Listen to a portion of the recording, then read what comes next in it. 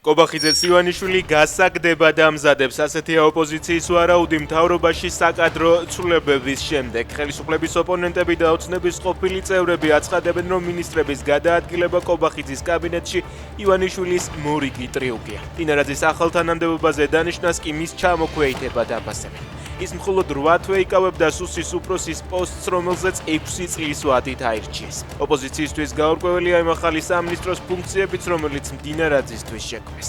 თავად ოცნების წევრები კი ირწმუნებიან, რომ პრემიერის გადადგომა არ იგეგმება და სამთავრობო გადაადგილებებით არაფერი იცვლება.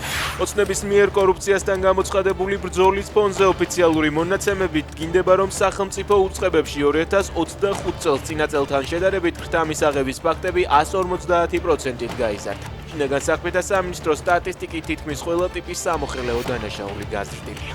საქართველოს ღია მმართველობის პარტნიორობიდან გარიცხეს ინფორმაციას სამოქალაქო საზოგადოების ორგანიზაციები ავრცელებენ. მათი ცნობით ქვეყანა გამოეთიშა პრესტიჟულ საერთაშორისო პლატფორმას, რომელიც მიზნად ისახავს მთავრობის გამჭვირვალობის, ანგარიშვალდებულებისა და მოქალაქეთა მონაწილეობის გაძლიერებას. სომხურმა სამოციქულო ეკლესიამ გადასახადები უნდა გადაიხადოს, აცხადებს ფაშინიანი. პრემიერ-მინისტრის თქმით, ეკლესიის ხელმძღვანელობის ქმედებების გამომროვლის ნაწილი ეკლესიას გაუუცხოვდა. ფაშინიანი უპირველესად სომხეთის კათოლიკოს პატრიარქის გადადგომას ითხოვს.